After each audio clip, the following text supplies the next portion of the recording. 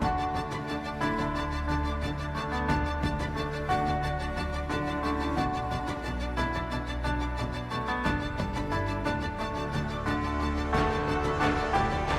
avid readers, book nerds, and casual observers. Welcome to the read-along brought to you by the Lit Round Table. I'm Joseph. And I'm Anna, and this is our read-along of The Obelisk Gate by N.K. Jemisin. This is Book 2 of the Broken Earth trilogy. Welcome to Week 3 of The Obelisk Gate. Yes. Our chapter titles this week are Chapter 7, Nassun Finds the Moon, which... What a fake out. 8, You've Been Warned, and 9, Nassun Needed. Do we want to talk about Essen or Nassun first today? Let's talk about... Let's get Essen out of the way real quick, because I feel like there's more to talk about. There was only one Essen chapter, and then there's a lot to talk about with Nassun stuff, with all, predictions coming true. Right. Congratulations. Thank you. And that whole first chapter, I was like, here it comes. Here it comes. There he is. Yep. Oh, there our he least is. Favorite dude. There's our least favorite wide-eyed dude. Yeah. All right, let's do Essen first. Okay. So that was called You've Been Warned? You've Been Warned. Is what you said? Mm-hmm. You've been warned. So clearly they've been warned because there's bodies that have been staked, and there's like other people out here that are trying to send a message of don't mess with us. And so we're about to see some interesting man versus man conflict in this one with another sect of humans trying to survive. Yeah. And the creepy bodies on stakes it's giving Reavers from Firefly. It's giving a little. It's I'm grossed out. Also with how they've talked so casually about turning to cannibalism. I'm like, this is going icky places. Mm-hmm. But man, they're putting together a trading party to go and maybe interact with these people, and Essen is going to be in the group. So that's going to be a really interesting future couple of chapters, I'm sure.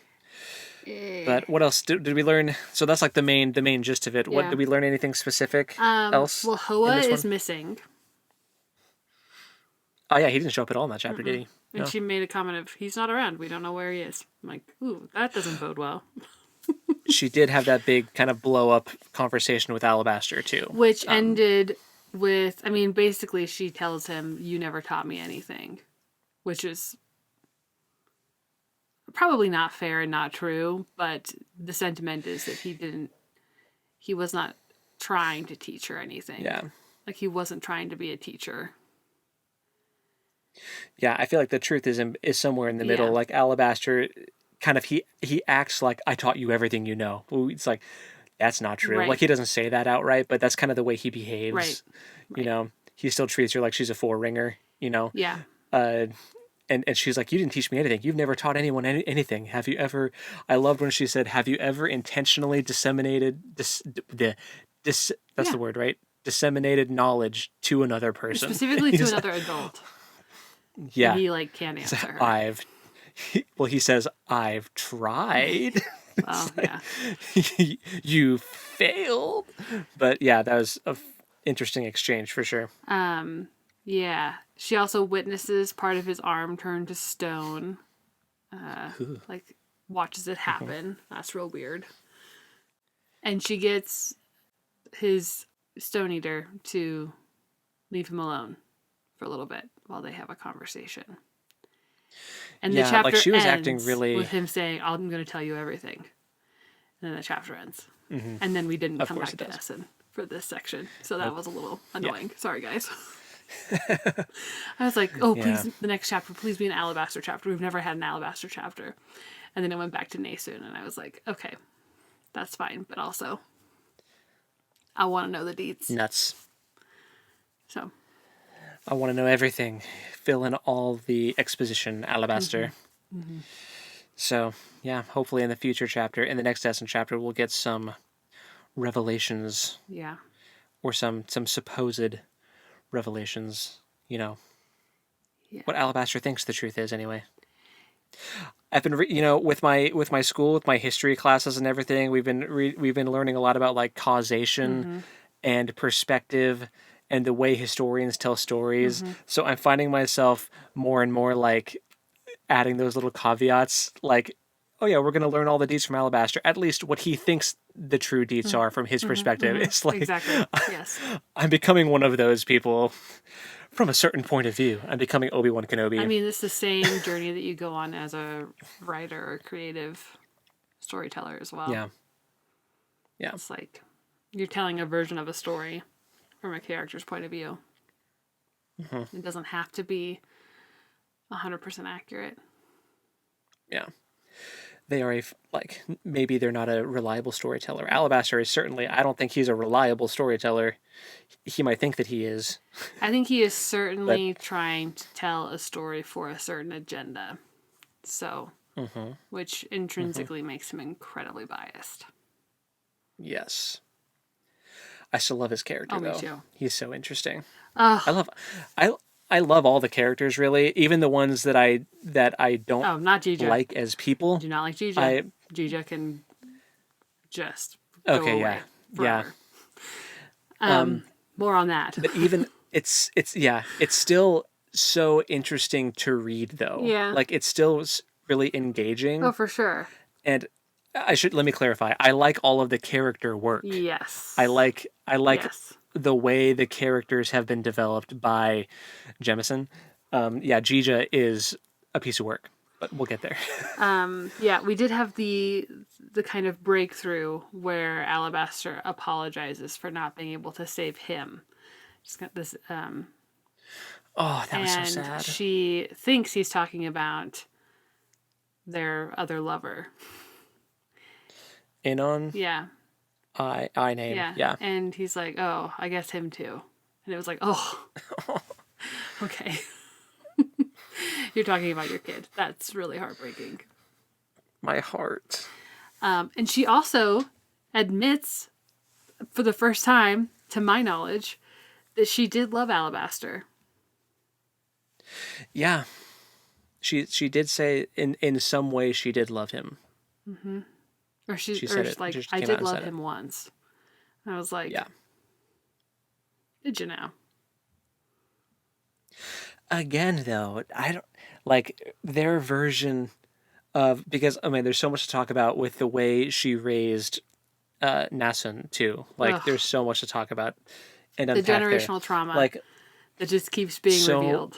The generational trauma. Like, did Cyan / Essen, like, does she really know what love is? No, I don't think she does.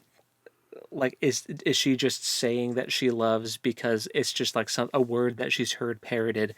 Like, yeah, that's what you say about someone you're sleeping with or raising a kid with, or Right. But she's never seen any actual example of love. Well, okay. I think that what she and Alabaster and Inan had, that's as close as she got, for sure. Because I think that she did.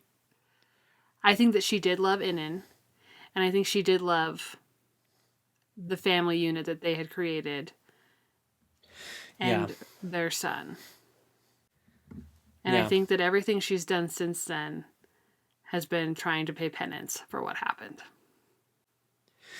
I guess that opens up like a whole philosophical debate of like, is love a nature or a nurture thing? Like, are you, even if you've never seen like what a loving relationship actually looks like, because her parents were terrified of her, she was raised by guardians in Fulcrum, even in that environment, is someone able of like knowing what love is and feeling that? I mean, I think I think we're defining love as something that is healthy and wholesome, and I think that sometimes love is not that.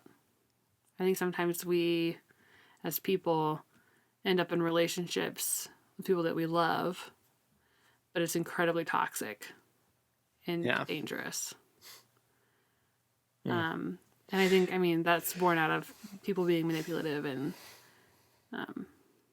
so And she has certainly been around a variety of highly manipulative people. Oh, yeah. For the bulk of her life. Man. So fascinating. Yeah. To read. Yeah. Anyway, not getting too deep into just philosophy, but that's an interesting question that the story kind of poses to you. Yeah. Like, what is her definition of love? Because I don't think it's the same as mine. I think that she... necessarily. Yeah. I think that she... Okay, so when we're talking about generational trauma, that's like hurt people, right? Mm-hmm. And I do think that Essen loved Nassun and Uche, right? That was the little boy's name? Yes. Yeah. I do think that she loved both of those kids. I don't think she loved Jija. I think that he was a means to an end for her because she doesn't seem to regret or she doesn't seem to mourn the loss of that relationship as much as she does her children. Does that seem fair? I agree. I would agree. I think that Jija was just a way for her to try to get that piece of her life back of like having kids. And he was safe until he certainly was not. Until he discovered the truth, right. And then he went off the rails. So, but I do believe that she does love her kids. I think that she does not know what parenting, a good example of what parenting looks like. Yeah, I would agree with that for sure. Because I think she's just her going version off of parenting, of what she was, how she was taught, which was traumatic as heck. Yeah, breaking hands. Yeah, well, we'll get to that. So crazy. Yeah, I don't know that there's anything else for the Essen chapter. Yeah, it just kind of ended with Alabaster saying he'd tell her everything, and yeah. But yeah, there's creepy people that are posting dead bodies on poles, and hopefully we get some kind of lore dump right from Alabaster. More plot points revealed. That's what I'm hoping for. Yeah. Where's the moon? What happened to it? Well, okay, so let's talk about the moon. Speaking of the moon, Nassun finds the moon, but doesn't really. I was kind of excited. No. I was like, oh my gosh, what is going to happen? Turns out the place that her father's been trying to get her to this whole time, it's been a whole year. Like we've got a time jump. Is the moon, which is a group of people. Not Fulcrum, but it's Shafa's little cohort that he's developed. Him and 2 other guardians? I think so. And 10, including Nassun. There's 10 now. Origin kids. But Nassun is by far the most powerful and the most trained. Yeah. And Shafa, I mean, okay, so not to jump ahead too much, the way that they meet Shafa, they meet in that first Nassun chapter, right? That's when they get to the place in the Antarctic area. And they get ambushed. And then by bandits, and then Shafa comes out and makes short work of them and rescues them. Yeah. Yeah. And he says duty first, touches the back of her head. Yes. Which steals some of her... can like see. We've never had anyone describe this before, right? Or am I wrong? That she can see like these silver tendrils. And she can tell that there's like, how does she describe it? That there's someone else inside of him. Yeah, he's not alone in there. Right. What does that mean? Are they being like puppet mastered by some kind of like higher power or being or like otherworldly entity? Or has his personality like been split now that he's or is this can't remember the past? Because there was in the Shafa chapter where it was his POV, he is like talking to a voice in his head, and it's creepier. So I don't know, but she can see him like taking something from her. And it's just, like she figures out that he's taking something from her to help him not hurt as much because he hurts all the time. Yeah, that was a reveal in the second Essen chapter, but that was fascinating too. and how like the reason why he smiles all the time is because smiling releases endorphins that make the pain easier to bear with. Like you're constantly smiling because you're constantly in pain. That is so messed up. Right. Ugh. But fascinating. Fascinating. So, yeah, they're in this. Oh, and the reason they're there is because Jija thinks that they're going to be able to cure Nassun of her orogeny. Yeah. Yeah. Everything with Jija leading up to them getting there was really icky. The way Nassun has had to like navigate that relationship and try to keep him from erupting like a fault line, you know, like the way that she describes it in terms of like tectonic plate activity. He has such a fragile exterior, uh, such a fragile psyche. She's like walking on eggshells constantly and trying to manipulate him into like keeping him from exploding. Right. It's just so fascinating. The psychology of all of this is crazy. And like some of the antics that he gets up to while they're traveling is just blech. Yeah. Not a vibe. Not at all. They get there though. They get there eventually, and Shafa's like, "Welcome to the moon." He doesn't say New Moon because that's the second book in the Twilight franchise, but he says something else. I forget the actual name for it. Doesn't he just say the moon? It's a new calm. Yeah, it's like something moon. It's not just the moon, but it's not New Moon. It's like Well, let's see if we can find it quick. Found Moon. That's what it is. They call it Found Moon. So this opens up the question, how do they even know that word? Right. Because I feel like Shafa named it. Agreed. And for Essen, when she hears the word moon, it's like a word she's never heard before. So I think that the Guardians know more about this whole moon thing than anyone else does. Or maybe, like, did he even know what the moon was before he had this crazy, like, psychic break and lose a ton of his memories in order to survive? Unclear. Like, yeah, unclear. But there's something going on there because they shouldn't know what that word is unless they know what the moon is. Interesting. But congrats on your theory being correct about Shafa finding Nassun before Essen does. Yeah. And I hate it. Yeah, sorry about that. But I think it's going to create a lot of drama, which is definitely what N.K. Jemisin is going for. I knew the second you said it that it was going to happen, but it was just, oh. Yeah, you want something better for the characters, for sure. Just because you know and it's I gonna hate be how, drama.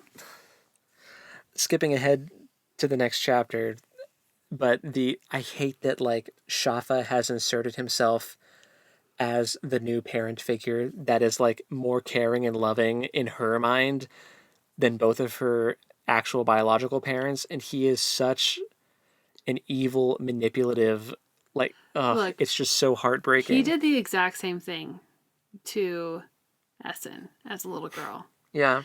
Except that I believe that Nason's parents did love her. I think Jija is complicated now, and obviously Essen made mistakes, but she did not. Nassun claims she did not grow up feeling hated by her parents. This was a recent development. True. But Nassun says that Jija is like the only person that still loves her, which that is the same exact thing that Damia said in the last book about Shafa, that this guy was the only person in the world that loves her.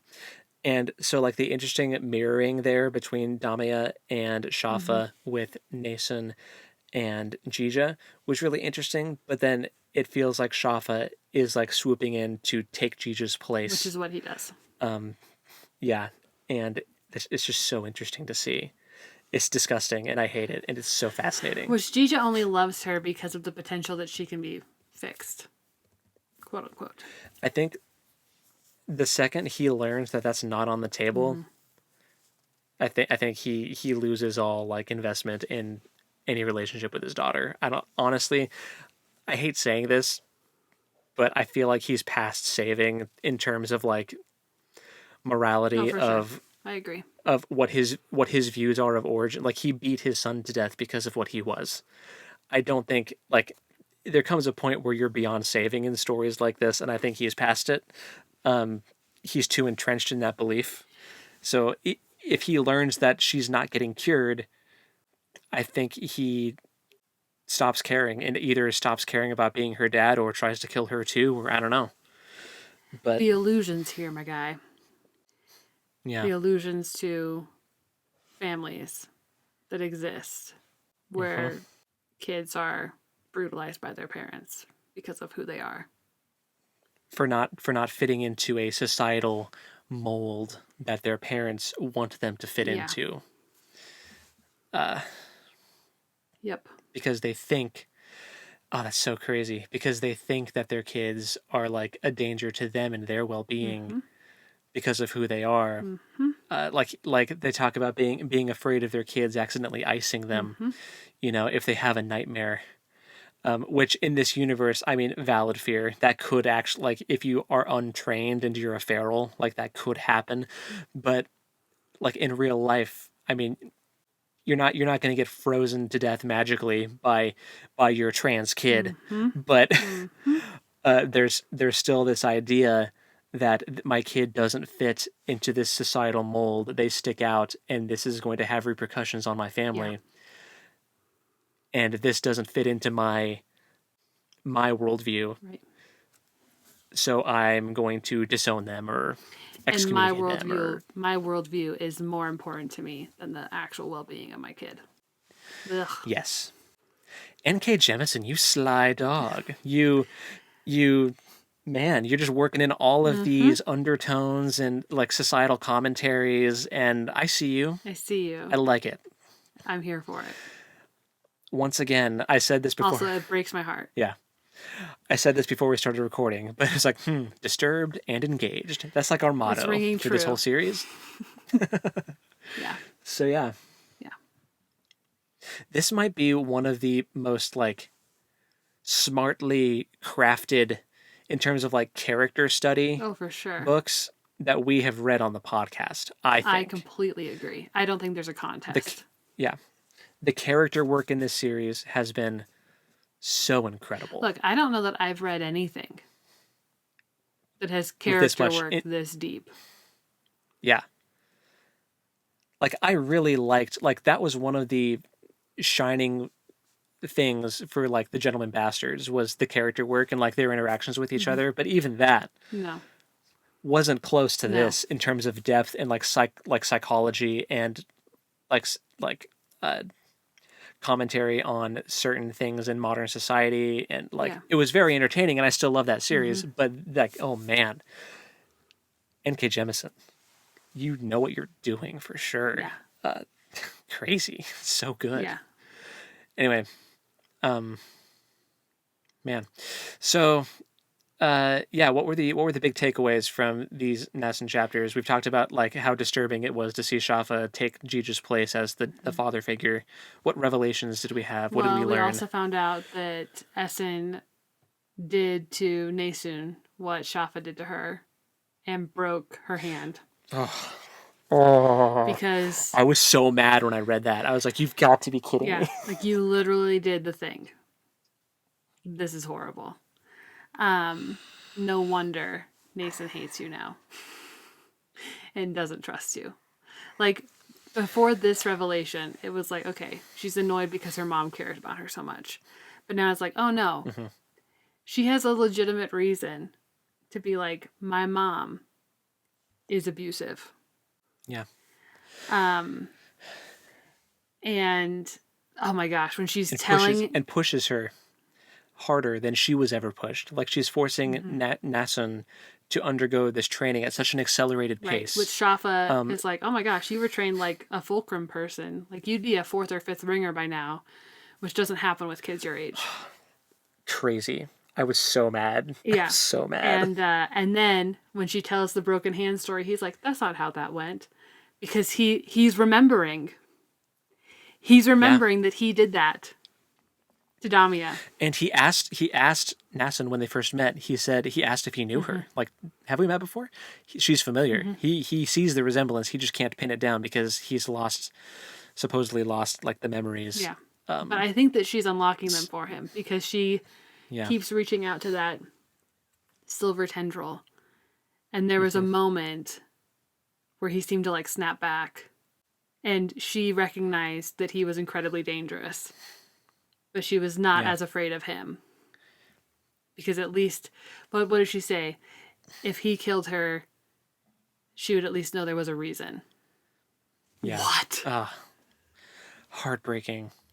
What? And like, she knows that Jija killed her brother for no reason. Yeah, just because of ignorance and fear. So at least if she goes back with Jija and he kills her, that'll be for no reason. But if Shafa kills her, she knows there will have been a reason behind it. What? It's really upsetting how, like, I can see this being like a villain arc for Nassun, legitimately. I could see Nassun growing into an antagonist. Oh, for sure. I think that is what we're being set up for. I think that this is going to become Essen pitted against her daughter. I could not be more sure of that now. Because of generational trauma and Shafa inserting himself as the father figure. Man. I think that there's still a lot of room for redemption for both of those characters. Because even though, and this is not saying that what Essen did is acceptable and okay. Yeah. But I think that the intention was protection still. Horribly misguided. Yeah. But I think that there's still a seed of potential redemption there. Between the two of them. Nassun is kind of gonna, I could see her having a Kylo Ren moment of having problematic parents.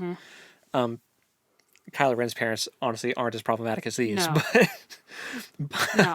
but having problematic parents, generational trauma, getting duped by this dark side character,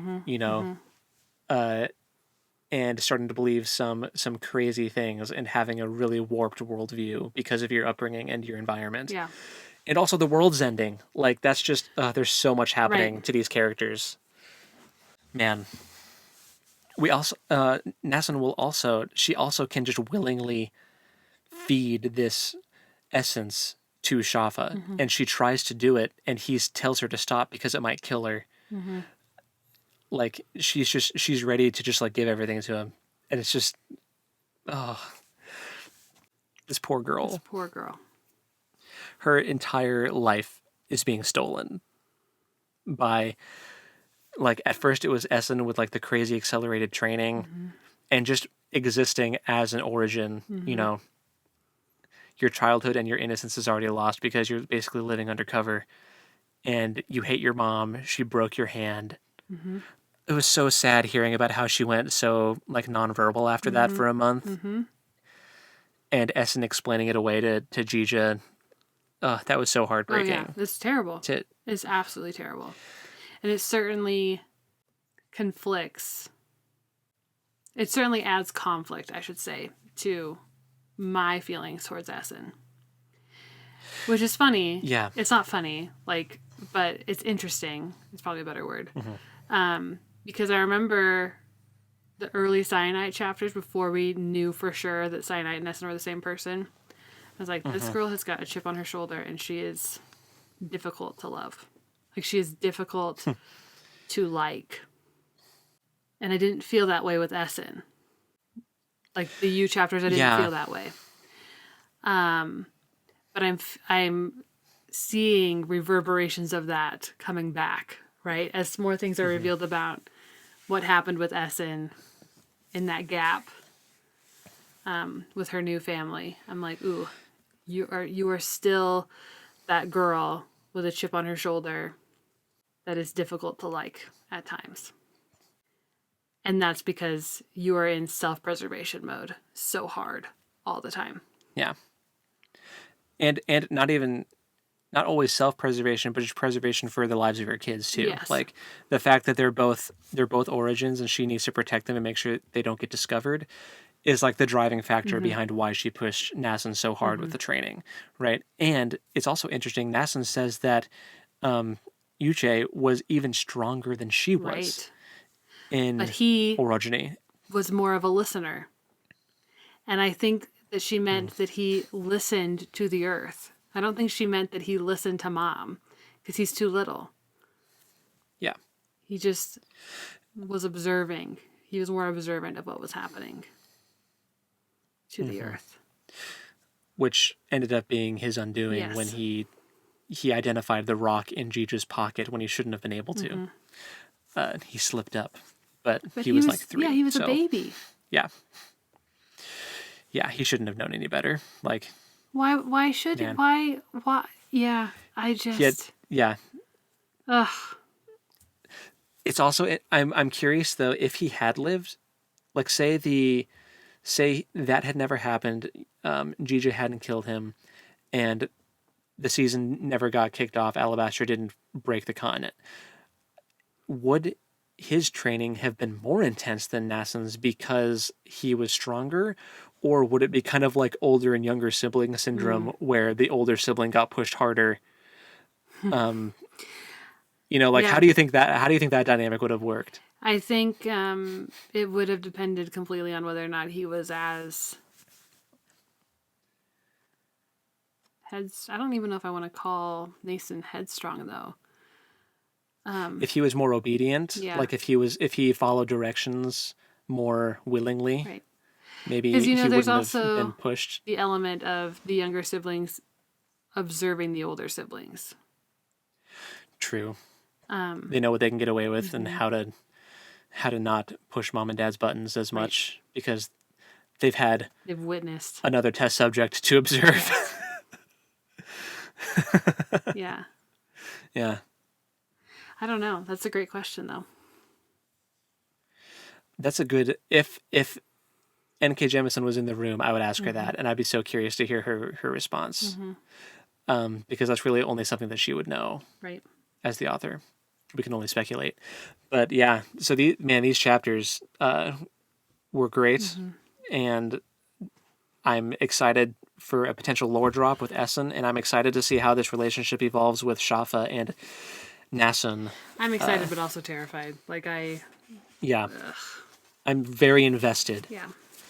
And I'm very shook. Yeah, for sure. So what's the next reading assignment? Is it 3 chapters again? I didn't know that this was the so you know how the end of each chapter has a little excerpt from one of the tablets? The last excerpt from this reading section was, "Seek the origin in its crib, watch for the center of the circle. There you will find," and then obscured, like redacted.